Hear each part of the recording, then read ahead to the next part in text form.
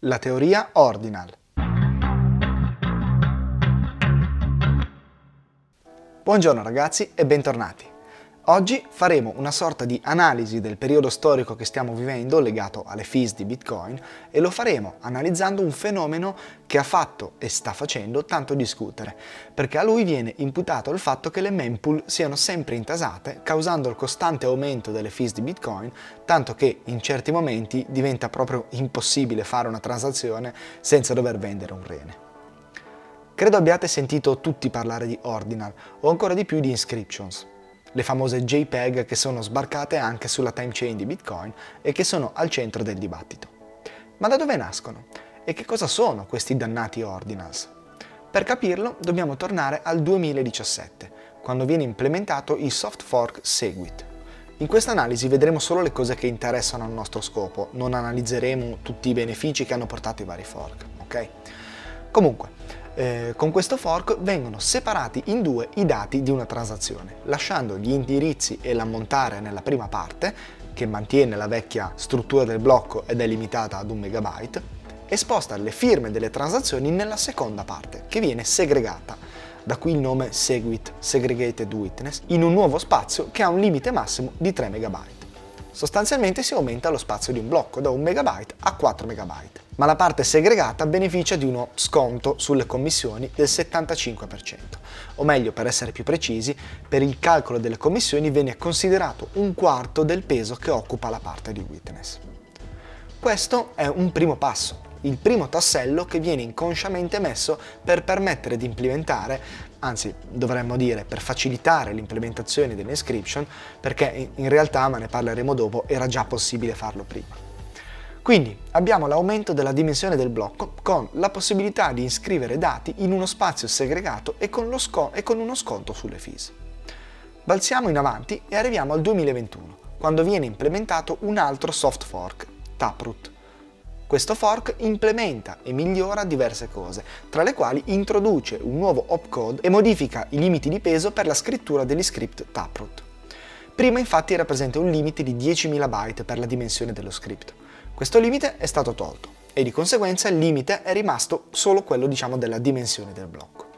Quindi da ora si ha la possibilità di inserire script più complessi e più pesanti e con anche uno sconto sulle fees perché questi script vengono scritti nella parte witness implementata da Segwit.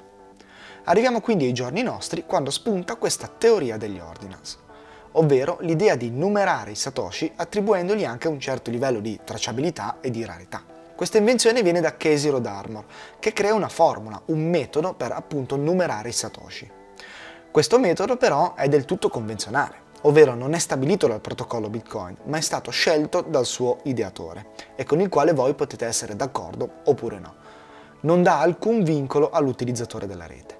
Cosa succede però? Succede che ad un satoshi numerato e reso univoco può essere abbinato un artefatto digitale, così lo chiama l'ideatore, ovvero un'immagine, un mini video o un qualsiasi altro contenuto che prende il nome di inscription. Ecco che quindi ora abbiamo una foto abbinata ad un satoshi reso non fungibile dalla numerazione ordinale. La particolarità delle inscriptions è che tendono ad essere pesanti e di conseguenza occupano più spazio in un blocco.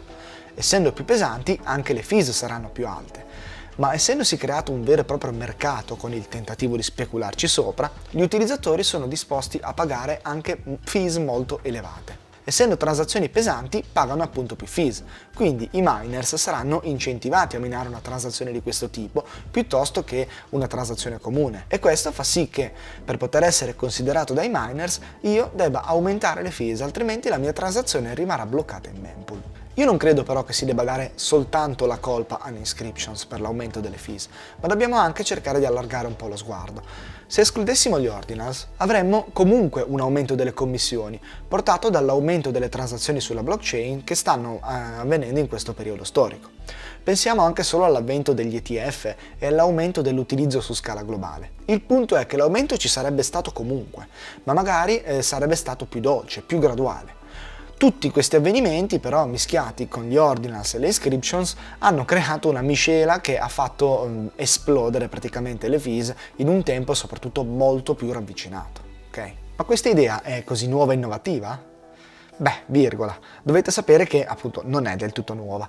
Gli Ordinals, per esempio, trovano un loro antenato nel 2012, chiamato Colored Coin, che cercava di dare un'etichetta, un numero di serie ad alcuni satoshi per poterli collezionare o per poter far rappresentare loro un qualcosa che esisteva al di fuori della blockchain, come per esempio delle azioni o che ne so, dei punti fragola anche, o delle miglia aeree, ecco. Le inscriptions invece, se prese come immagine o testo rese univoche da un satoshi numerato tramite ordinal, allora si possono vedere più come la voglia di fare un qualcosa di simile a cose che sono già presenti su altre blockchain, ma che anche loro videro la luce per la prima volta sulla blockchain di Bitcoin e avevano il nome di Rare Pepe. Ma se analizziamo solo il fatto di poter inserire un'immagine o un testo nella time chain, allora dobbiamo tornare ancora più indietro, veramente agli albori, al blocco Genesi, quando proprio Satoshi Nakamoto ha iscritto l'ormai celebre titolo di giornale del Times per dimostrare che quel blocco era stato effettivamente minato in quella data. All'epoca venivano utilizzati metodi diversi per scrivere sulla time chain. Per esempio, Satoshi Nakamoto scrisse nella Coinbase Transaction, che è una transazione particolare perché non trasferisce valore, ma crea i nuovi bitcoin. E quindi lui utilizzò proprio il campo input perché tanto in quel tipo di transazione è superfluo. Anche Luke Dashir, noto sviluppatore Bitcoin e oggi uno dei primi a compiere azioni concrete per limitare l'inserimento delle inscriptions nei blocchi, nel lontano 2011 iniziò a scrivere versi della Bibbia nella blockchain utilizzando lo stesso sistema di Satoshi. Questo tipo di iscrizione può essere effettuata però solo dai miners, perché viene utilizzata appunto la Coinbase Transaction. Esistevano però altri metodi che utilizzavano proprio le transazioni e che potevano essere sfruttati da chiunque, non solo dai miners. Tutte queste tipologie avevano l'obiettivo di incidere per sempre il testo o l'immagine nella time chain e non c'era modo per un nodo di poterle scartare, doveva conservarle per forza. Poi arrivarono gli output o per return, che sono semplicemente degli output che non possono essere spesi anche se contengono dei bitcoin al suo interno. Iniziarono quindi ad essere utilizzate loro per le iscrizioni. Essendo output non spendibili, non erano fondamentali per ricostruire lo stato della rete e quindi potevano essere anche scartati dai nodi. Il problema però è sempre il solito: quando fai un nodo prunato comunque devi scaricare tutta la blockchain e poi puoi cancellare i dati. Il peso comunque doveva essere considerato. Arriviamo poi alle inscriptions che, come abbiamo visto prima, sfruttano invece delle caratteristiche delle transazioni Taproot per inserire i dati nel campo witness introdotto da Segwit. Una storia molto lunga, diciamo, arriviamo proprio agli albori. Oggi però ci troviamo con un dibattito enorme in corso e con una divisione tra chi pensa che le inscription siano spam e che quindi devono essere limitate il più possibile, chi ne è entusiasta e le sfrutta e chi invece ritiene che magari possono anche essere spam, ma pagano per lo spazio del blocco come tutti gli altri e quindi hanno il diritto di esistere. Io vi dirò, penso che siano una roba che ha poco senso di esistere al momento. Il loro caso d'uso è semplicemente quello speculativo ed effettivamente sembra quasi che vengano create apposta, no, per mettere sotto stress la rete di Bitcoin. Quindi non ho un'opinione molto positiva, diciamo. Credo però che, per quanto possa riuscire a comprenderle, se rispettano le regole del protocollo è giusto che possano partecipare all'asta per aggiudicarsi lo spazio in un blocco. Credo anche però che sia altrettanto giusto che chi non le vuole nel proprio nodo possa avere la libertà di scartarle, visto che la natura delle transazioni lo consente. Quindi non ritengo assolutamente che si tratti di censura il fatto che uno con il proprio nodo rigetti quel tipo di transazioni. Sono abbastanza fiducioso che con il tempo questo hype si sgonfierà, ecco, e magari nasceranno delle soluzioni alternative, come, che ne so, per esempio dei layer ad hoc per queste inscription. Chi lo sa, non ci resta che attendere e vedere che cosa ci riserverà il futuro. Per il discorso fees, invece, ripeto, non darei tutta la colpa a loro. Hanno sicuramente inciso e sono la causa di questi picchi assurdi di fees, ma una grossa incidenza la stanno avendo anche l'aumento dell'utilizzo stesso della rete di Bitcoin.